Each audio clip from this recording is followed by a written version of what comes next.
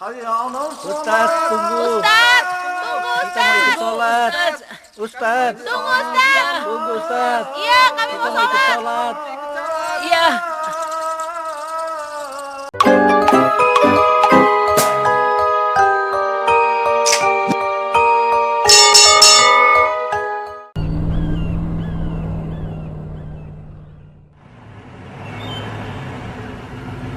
Alhamdulillah sudah sampai. Hei, tunggu.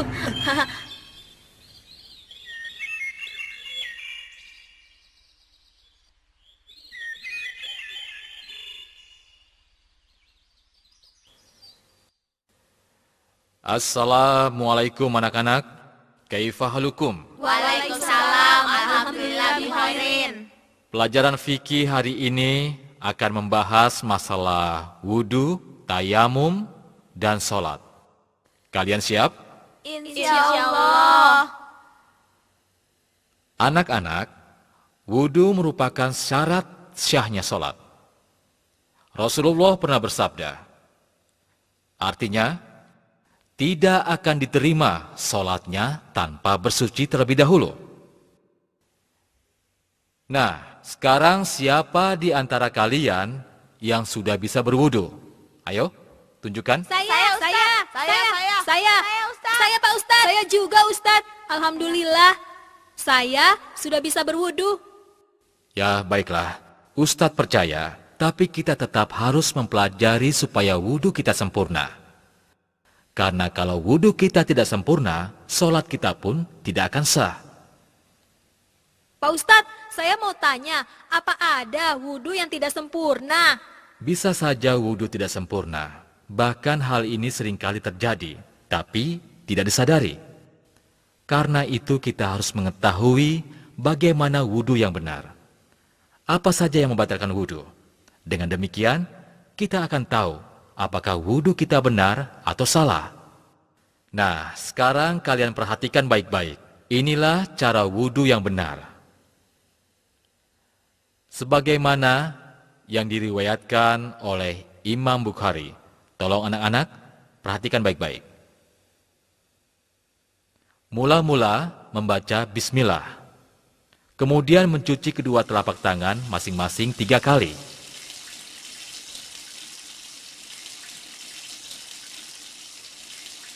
Berikutnya, berkumur-kumur dan memasukkan air ke dalam hidung sebanyak 3 kali. Kemudian mengeluarkannya.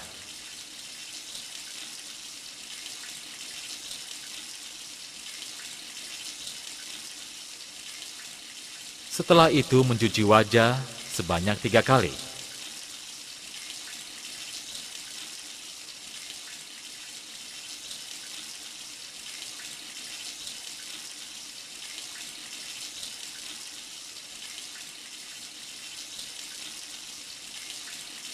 Lalu mencuci tangan kanan sampai siku sebanyak 3 kali.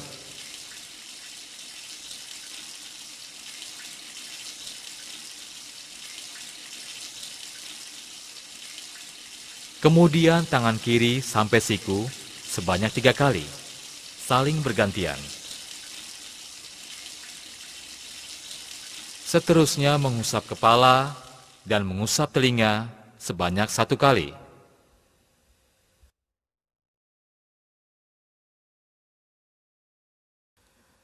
Terakhir mencuci kaki kanan sampai mata kaki sebanyak 3 kali. Kemudian kaki kiri sampai mata kaki sebanyak 3 kali. Saling bergantian.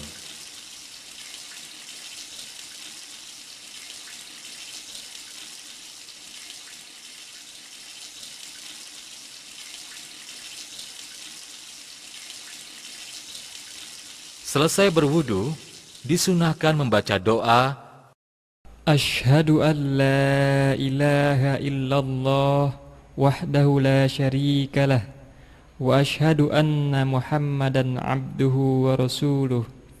Allahumma ij'alni minat tawwabina waj'alni minal mutatahhirin. Nah, apakah kalian semua sudah paham apa yang tadi Ustadz ajarkan? Oh ya Pak Ustadz, bagaimana kalau kita membasuh kaki dulu baru membasuh tangan? Ya, pertanyaan bagus. Hampir saja Ustadz lupa menjelaskannya, bahwa wudhu harus dilakukan berurutan.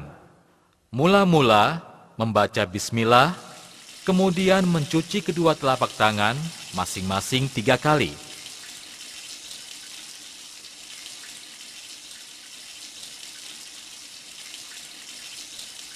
Berikutnya, berkumur-kumur dan memasukkan air ke dalam hidung sebanyak 3 kali, kemudian mengeluarkannya.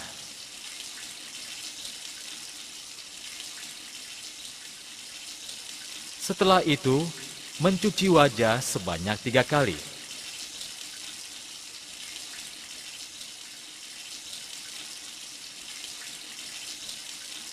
Lalu mencuci tangan kanan sampai siku 3 kali.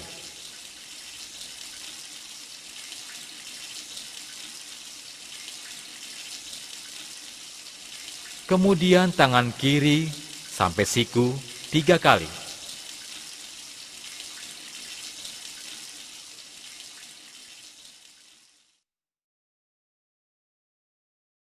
Seterusnya mengusap kepala dan mengusap telinga sebanyak 1 kali.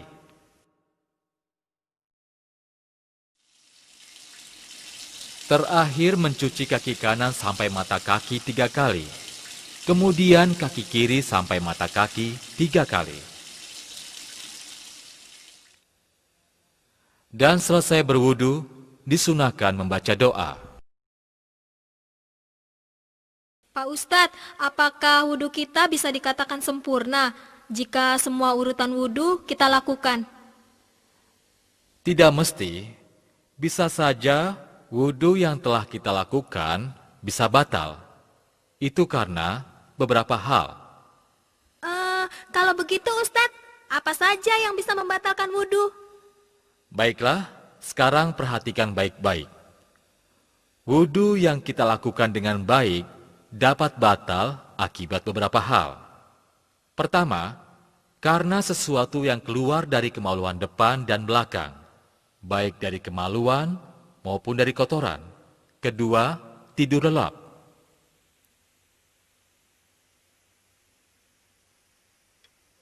Ketiga, hilang akal atau gila.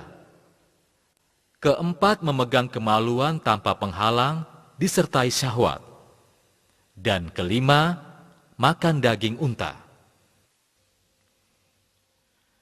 Saya harap kalian semua dapat memahaminya dengan baik. Tapi Ustadz, bagaimana kalau tidak ada air? Ya, pertanyaan bagus. Jika tidak ada air, maka kita bisa tayamum dengan debu. Sebagaimana firman Allah. A'udzu billahi minasyaitonir rajim. وإن كنتم مرضى أو على سفر أو جاء أحد منكم من الغائط أو لامستم النساء فلم تجدوا ماء فتيمموا صعيدا طيبا فامسحوا بوجوهكم وأيديكم منه ما يريد الله ليجعل عليكم من حرج ولكن يريد ليطهركم وليتم نعمته عليكم لعلكم تشكرون. Al-Maidah ayat 6. Sesuai dengan ayat ini, maka kita bisa melakukan tayamum dengan cara menempelkan kedua telapak tangan ke tanah atau permukaan bumi yang berdebu, lalu meniupnya, kemudian mengusap muka dan kedua telapak tangan.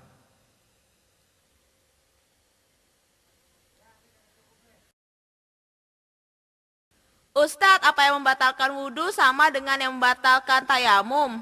Ya, yang membatalkan tayamum sama dengan yang membatalkan wudhu, tapi ditambah dengan menemukan air, atau boleh menggunakan air kembali. Pertama, karena sesuatu yang keluar dari kemaluan depan dan belakang, baik dari kemaluan maupun dari kotoran. Kedua, tidur lelap.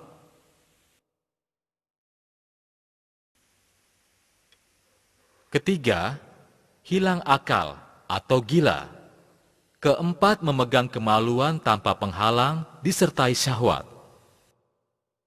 Dan kelima, makan daging unta. ditambah dengan menemukan air. Alhamdulillah, kita telah menyelesaikan pelajaran wudhu dan tayamum. Semoga kalian dapat memahami dan mengamalkan dengan baik, sehingga menjadi anak yang soleh. Insya Allah.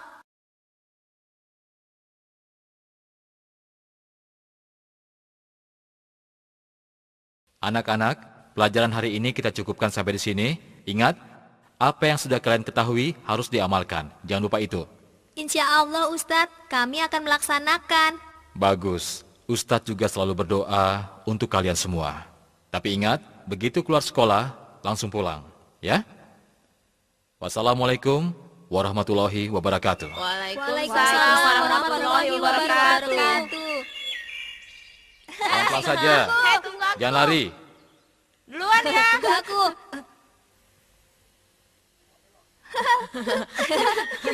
Assalamualaikum Ustadz. Waalaikumsalam. Hati-hati. Jangan berisik. Ayo cepat, kamu aja. Ya, kamu aja. Ayo dong, tadi katanya berani. Ya, keburu lewat deh. Aduh, Ya udah, kalau memang kita mau, kita kejar aja. Ayo. Ustadz, Ustaz, Ustaz, Tunggu. Ustaz, tunggu. Ustaz. tunggu Ustadz. Ustaz. Ustaz, Ustaz. tunggu. Tunggu. Hei, ada apa? Begini Ustadz, kami ini mau belajar tentang sholat. Apakah Ustadz mau mengajarinya? Iya Ustaz, kami ingin sholat, tapi kami belum tahu caranya. Masya Allah. Jadi sampai saat ini, kalian belum pernah sholat. Malu. Iya Ustaz. Kadang-kadang Ustaz, tapi tidak paham. Tidak apa-apa. Yang penting sekarang, kalian bersungguh-sungguh mau sholat. Tidak main-main lagi. Karena ini semua penting untuk kalian. Sungguh Ustaz, saya serius. Iya Ustaz, kami benar-benar serius. Bisa belajar sekarang nggak Ustaz? Insya Allah bisa. Tapi jangan di sini. Bagaimana kalau kita ke taman kota? Karena menurut Ustadz, di sana lebih baik. Setuju Ustadz.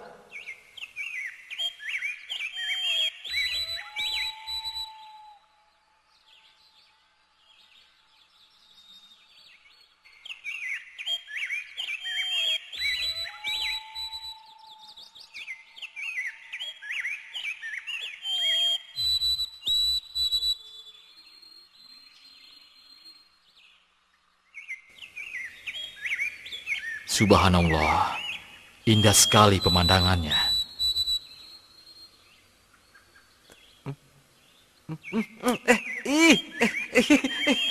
Kenapa sih kamu ini? Berisik saja.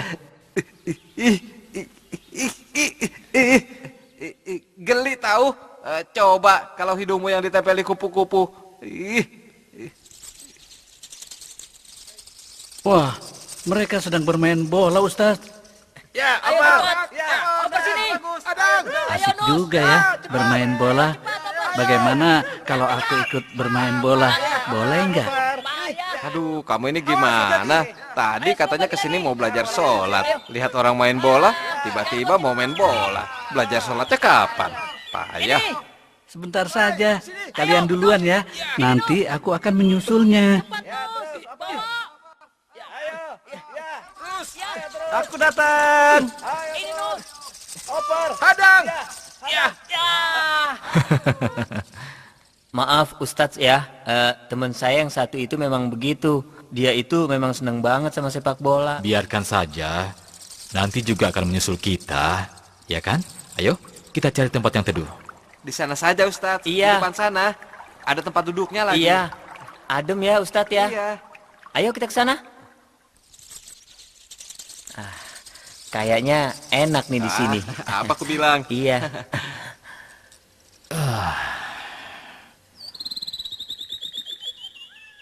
Tahyib kita mulai dari mana? Kalian sudah tahu kewajiban sholat 5 kali. Alhamdulillah Ustadz, kami tahu. Subuh 2 rakaat, zuhur 4 rakaat, asar 4 rakaat, maghrib 3 rakaat, dan isya 4 rakaat. Alhamdulillah. Wah, itu bagus sekali. Nah, karena kalian telah mengetahui tentang kewajiban sholat 5 waktu, sekarang kita mulai saja dari gerakan sholat. Sekarang tolong kalian perhatikan baik-baik ya. Pertama-tama, niat dalam hati untuk sholat yang akan dilaksanakan. Lalu berdiri tegak menghadap kiblat, sebagaimana hadis riwayat Imam Bukhari dan Muslim. Muka menghadap ke tempat sujud, sebagaimana hadis yang diriwayatkan oleh Al-Baihaqi dan Al-Hakim. Jika menjadi imam atau sholat sendirian, maka harus meletakkan sutra atau pembatas di depan tempat sujud, sebagaimana hadis riwayat Al-Bukhari, Muslim, dan Huzaimah. Setelah itu melakukan takbiratul ihram dengan cara mengangkat kedua tangan sejajar dengan bahu, sebagaimana hadis riwayat Bukhari dan Nasai, atau sejajar telinga, sebagaimana hadis riwayat Bukhari, Nasai, dan Abu Daud, dengan jari-jari yang tidak digenggamkan, juga tidak direnggangkan, akan tetapi lurus ke atas, sebagaimana hadis riwayat Abu Daud dan Ibnu Huzaimah. Selanjutnya meletakkan tangan kanan di atas tangan kiri, sebagaimana hadis riwayat Muslim dan Abu Daud, atau menggenggam pergelangan tangan kiri. Hal ini didasari oleh hadis riwayat An-Nasai dan Ad-Daruqutni. Kedua tangan itu diletakkan di atas dada, seperti yang dinyatakan oleh sebuah hadis riwayat Ibnu Huzaimah, Abu Daud, dan Ahmad. Kemudian melakukan ruku yang didahului dengan takbir, seperti takbiratul ihram, sebagaimana hadis riwayat Al-Bukhari dan Muslim. Ruku dilakukan dengan cara meratakan punggung, sebagaimana hadis riwayat Ahmad dan Abu Daud, sambil menggenggamkan kedua telapak tangan di atas kedua lutut dengan jari-jari direnggangkan. Kepala tidak ditundukkan atau tidak terlalu menunduk. Memandang lurus ke tempat sujud, penuh tumaninah, sebagaimana hadis riwayat Ibnu Huzaimah. Setelah itu bangkit dari ruku hingga tegak, sambil melakukan takbir seperti takbiratul ihram. Gerakan selanjutnya adalah sujud. Sebelum sujud, terlebih dahulu mengucapkan takbir. Hadis riwayat Bukhari dan Muslim. Dalam hal ini, Rasulullah terkadang mengangkat tangan terlebih dahulu, sebagaimana riwayat Nasai dan Daruqutni, dan kadang-kadang mengucapkan takbir, langsung sujud tanpa mengangkat kedua tangan. Ketika sujud, Rasulullah meletakkan kedua tangan terlebih dahulu sebelum lutut, seperti yang dinyatakan dalam sebuah hadis riwayat Ibnu Huzaimah, Ad-Daruqutni, dan Al-Hakim. Telapak tangan menempel di tempat sujud dalam keadaan terbuka, tidak mengepal, jari-jari rapat, dan menghadap kiblat, serta diletakkan sejajar dengan bahu atau telinga, sebagaimana hadis Abu Daud dan Nasai, dengan sanad yang sahih.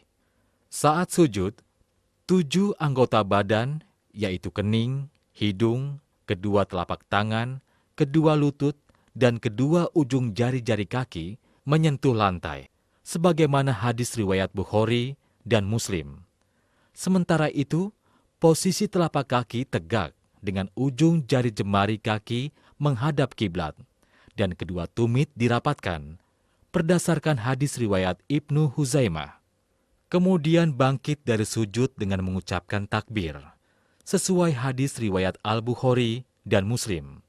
Kemudian duduk iftiros, dengan bertumpu di atas telapak kaki kiri dan menegakkan telapak kaki kanan, atau dengan cara duduk dengan menegakkan kedua telapak kaki dan merapatkan tumit kedua kaki, serta menghadapkan seluruh jari kaki ke arah kiblat, sebagaimana hadis riwayat Muslim.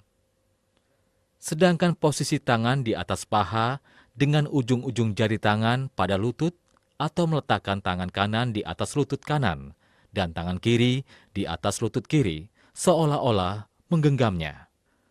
Setelah selesai duduk iftiros, lakukan sujud kedua, seraya bertakbir seperti yang dinyatakan dalam hadis riwayat Bukhari dan Muslim. Kemudian bangkit dari sujud sambil mengucapkan takbir. Hal ini berdasarkan hadis riwayat Muslim dan Al-Bukhari. Lalu duduk sejenak atau disebut duduk istirahat. Setelah itu bangkit untuk melakukan rakaat berikutnya, dengan telapak tangan mengepal, sebagaimana hadis riwayat Al-Baihaqi dengan sanad yang sahih, atau bangkit dengan membuka telapak tangan dan jari-jari menghadap kiblat. Pada rakaat kedua, dilakukan seperti gerakan pada rakaat pertama. Demikian dengan ruku, sujud, duduk iftiros, dan juga sujud kedua. Setelah sujud kedua, pada rakaat kedua, melakukan tasyahud awal dengan cara duduk seperti duduk iftiros. Tangan kiri seperti posisi saat duduk iftiros, dan tangan kanan menggenggam jari kelingking dan jari manis, menautkan jari tengah dengan ibu jari, serta menggerak-gerakkan jari telunjuk, sebagaimana hadis riwayat Abu Daud, Ibnu Hibban dalam sahihnya. Berdasarkan hadis riwayat Muslim dan Ibnu Huzaimah, pada saat tasyahud, telunjuk diacungkan ke kiblat, dan juga mengarahkan pandangan ke telunjuk, sebagaimana hadis riwayat Muslim dan Ibnu Huzaimah. Apabila sholat 4 atau 3 rakaat, seperti sholat zuhur, asar, maghrib, dan isya, maka setelah sujud kedua, pada rakaat terakhir, dilakukan tasyahud akhir dengan cara bertawaruk, yaitu menegakkan telapak kaki kanan dan menempatkan telapak kaki kiri di bawah betis kaki kanan dengan menjadikan lantai sebagai tempat bertumpu. Jika tidak mampu duduk tawaruk, maka boleh menjulurkan jari-jari kaki ke belakang, sebagaimana dinyatakan oleh hadis riwayat Muslim.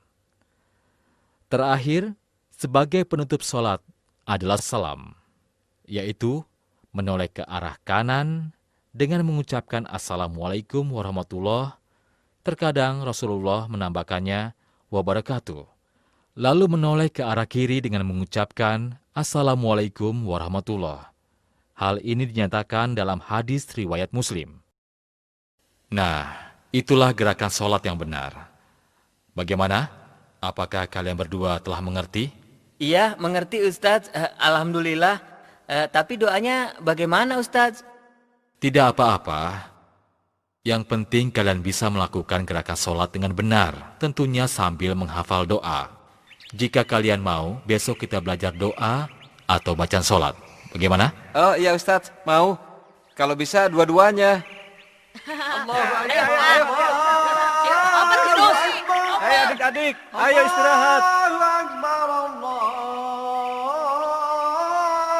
Oh, rupanya sudah maghrib. Ayo anak-anak, kita siap-siap sholat ya. Kak, rupanya sudah azan ya? Betul. Ayo, siapa yang tahu itu suara azan apa? Azan maghrib. Bagus. Kalau begitu, sebaiknya sekarang kita cepat-cepat sholat. Yuk. Iya, sholat di mana Kak? Di sana kita berjamaah dengan Ustaz. Ustaz, tunggu. Ustaz, tunggu Kita mau ikut Ustaz. sholat. Ustaz. Tunggu Ustaz. Tunggu Ustaz. Iya, kami Kita mau mau ikut sholat. sholat. Iya. Ustadz, kita ngambil air wudhunya di mana? Di depan sana kan ada sungai, jadi kita akan berwudu di sana.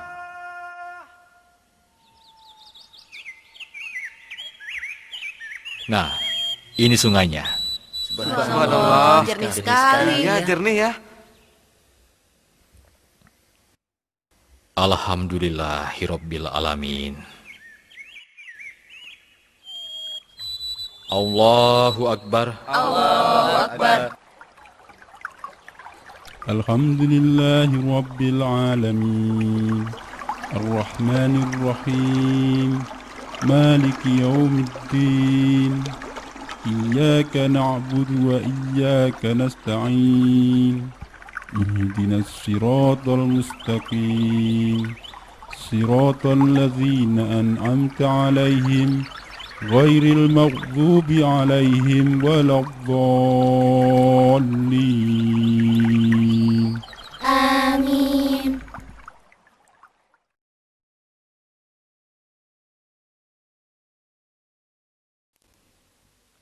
Anak-anak, kemarin Ustadz bertemu dengan 3 orang pemuda. Mereka bertanya mengenai tata cara sholat dengan Ustadz. Alhamdulillah, kita sudah belajar. Akan tetapi, sholat tidak hanya gerakan, tapi juga ada bacaan di dalamnya. Anak-anak, karena itulah hari ini kita akan belajar bacaan dalam sholat. Dan Bapak minta, sekarang kalian semua tolong perhatikan penjelasan Zaid berikut ini. Tolong simak ya, karena ini penting sekali untuk kalian simak. Saat takbir mengucapkan, Allahu Akbar. saat berdiri sedekap, membaca doa iftitah. Allahumma ba'id baini wa baina khotoyaya kama ba'adta bainal masriki wal maghrib. Allahumma nakkini min khotoyaya kama yunaqqas sabul adyadu minat danas. Allahumma gsilni min khotoyaya bil ma'i wassalji wal barad. Lalu membaca, A'udzu billahi minasyaitonir rajim min hamzihi wa nafthihi wa nafthihi. kemudian membaca surat Al-Fatihah. Bismillahirrahmanirrahim. Alhamdulillahi rabbil alamin. Ar-Rahmanir-Rahim. Maliki yaumiddin. Iyyaka na'budu wa iyyaka nasta'in. Ihdinas siratal mustaqim. Siratal ladzina an'amta 'alaihim ghairil maghdubi 'alaihim waladdallin. Setelah itu membaca ayat atau surat Al-Quran. Misalnya, Bismillahirrahmanirrahim. Qul huwallahu ahad. Allahus samad.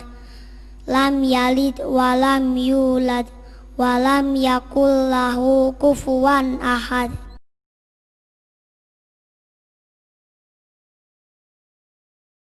Allahu Akbar.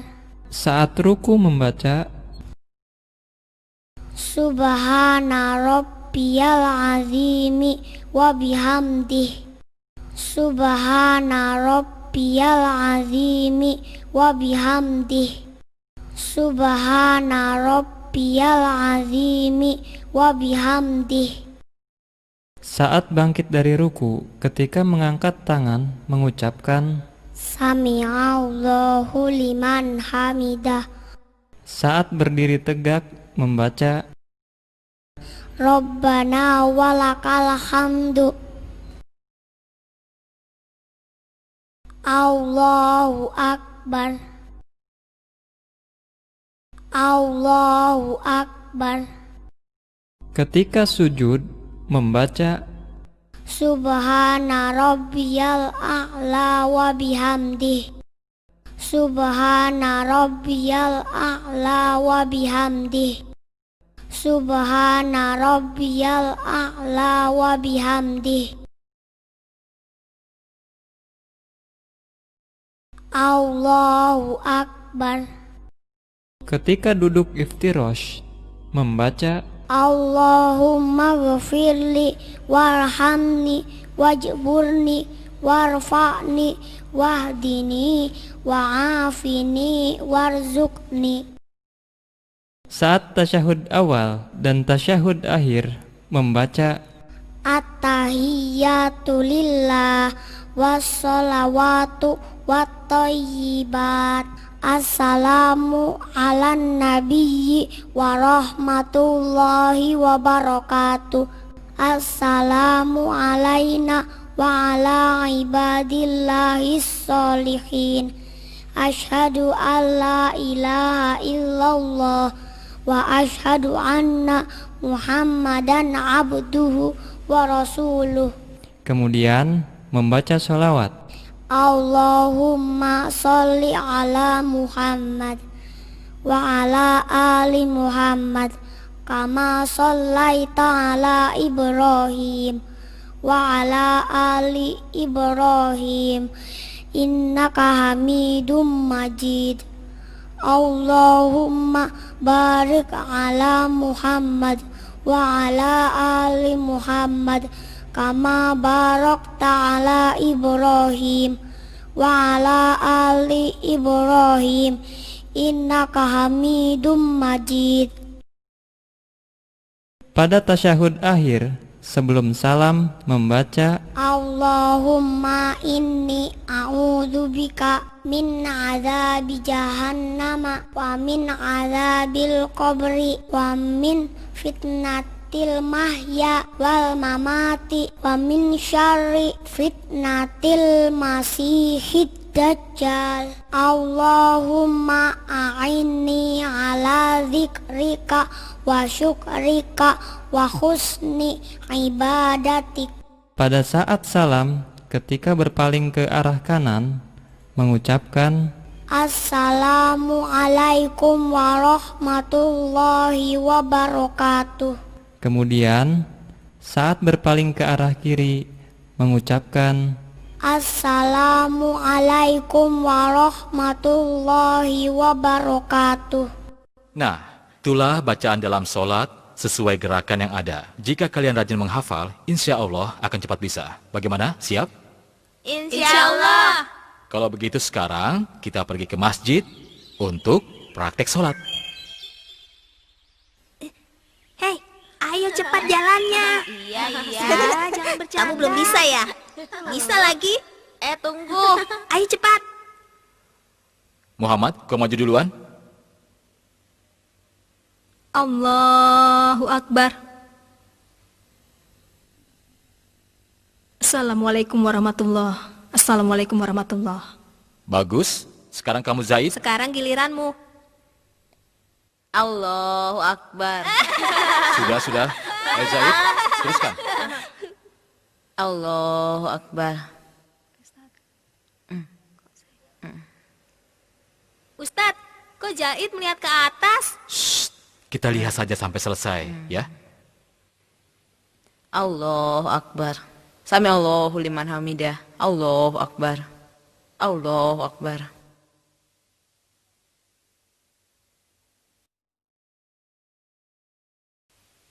Ustadz, kok begitu? Itu kan salah. Iya, masa rukunya begitu? Ya, kalian benar. Sholat Zaid memang salah. Tapi tidak apa-apa, karena Zaid baru belajar. Dan insya Allah nanti tidak akan salah lagi. Nah, anak-anak, coba sekarang sebutkan kesalahan Zaid. Pertama, takbirnya tidak sempurna. Telapak tangannya tidak menghadap kiblat. Lalu, sidekapnya tidak di dada. Terus pandangannya tidak ke tempat sujud.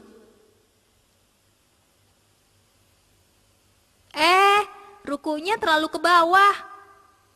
Terus, sujudnya terlalu rapat antara tangan dan badan. Bahkan kakinya diangkat. Lalu, duduk iftirosnya seperti ekor ikan hiu.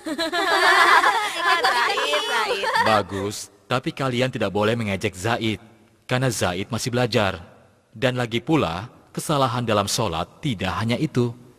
Ustadz, memangnya masih ada kesalahan lagi? Kesalahan dalam sholat yang dilakukan Zaid? Ya, masih sangat banyak. Dan anehnya, banyak orang yang tidak sadar.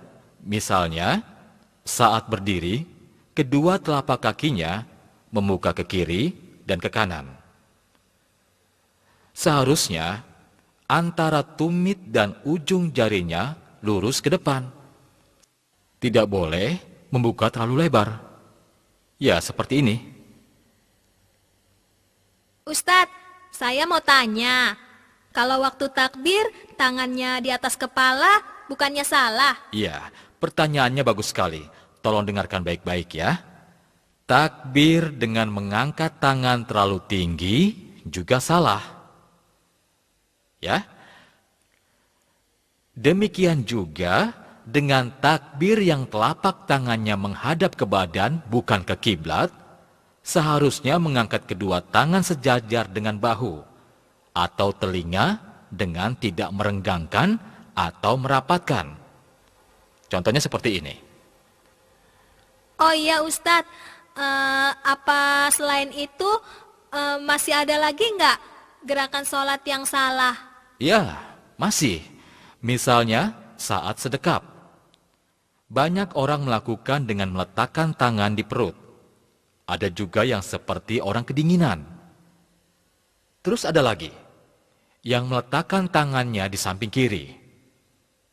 Semua itu salah. Seharusnya meletakkan kedua tangannya di dada. Seperti ini contohnya. Bagaimana? Sudah jelas? Nah, anak-anak, sekarang siapa yang bisa menunjukkan kesalahan dalam ruku dan sujud? Ayo, siapa yang bisa? Saya Ustadz. Saya tahu kesalahan dalam ruku dan sujud. Ruku yang salah adalah punggungnya ke atas, tidak lurus dengan kepala, atau terlalu ke bawah, dan tangannya tidak memegang lutut. Melihat ke depan.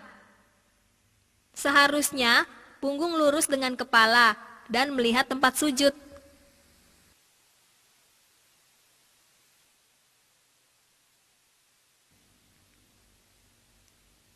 Kesalahan lain dalam ruku, memegang lutut dengan jari-jarinya rapat.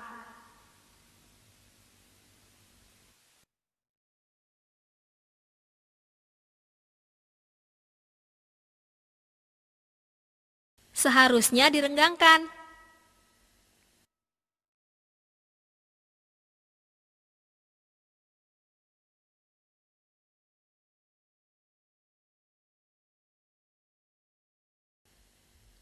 Sedangkan sujud yang salah adalah sujud dengan dahi saja.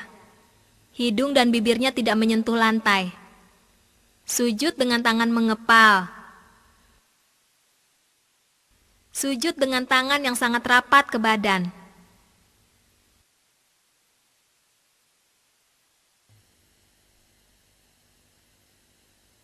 Seharusnya dahi, hidung, lutut, jari kaki, telapak tangan menyentuh lantai dan tidak merenggangkan badan dan tangan.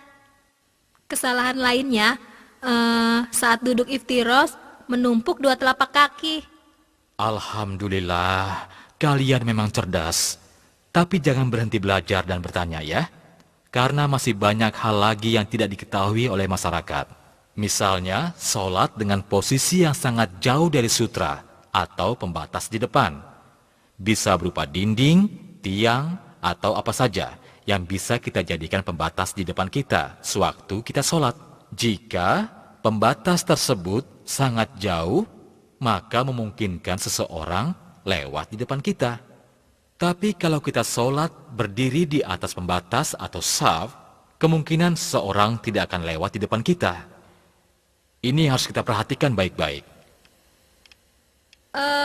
Terus Pak Ustadz, kalau jarak sutra dekat, tapi masih ada yang lewat, bagaimana Pak Ustadz?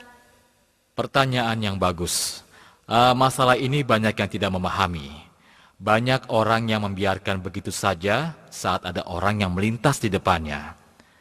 Saat ia sholat, dan ini adalah salah besar. Kita harus menghormati orang yang sedang sholat.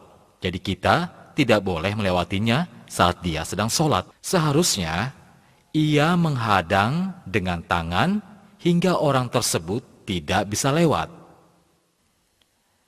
Nah, Ustadz rasa kita telah banyak belajar hari ini. Mudah-mudahan saja kalian dapat mengingatnya, dan yang terpenting adalah mengamalkannya. Tidak terasa waktu zuhur sudah masuk. Oh ya Ahmad, tolong kamu azan, ya. Allahu Akbar, Allahu Akbar, Allahu Akbar, Allahu Akbar. Asyhadu an la ilaha illallah. Asyhadu an la ilaha illallah. Asyhadu anna Muhammadar Rasulullah. Ayo anak-anak, sekarang luruskan barisan, kaki rapat, karena barisan yang lurus merupakan bagian dari kesempurnaan sholat. Ya?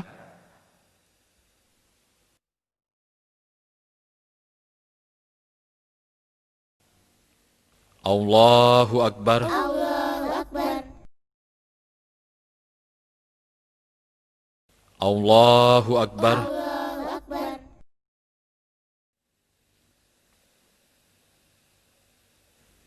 Sami Allahu liman hamidah. Rabbana walakal hamdu. Allahu Akbar. Allahu Akbar.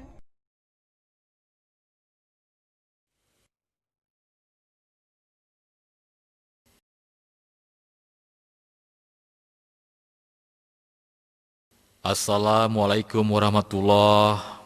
Assalamualaikum warahmatullahi. Assalamualaikum warahmatullahi. Assalamualaikum warahmatullahi. Allahumma gfir lil muslimina wal muslimat al ahya minhum wal anwat.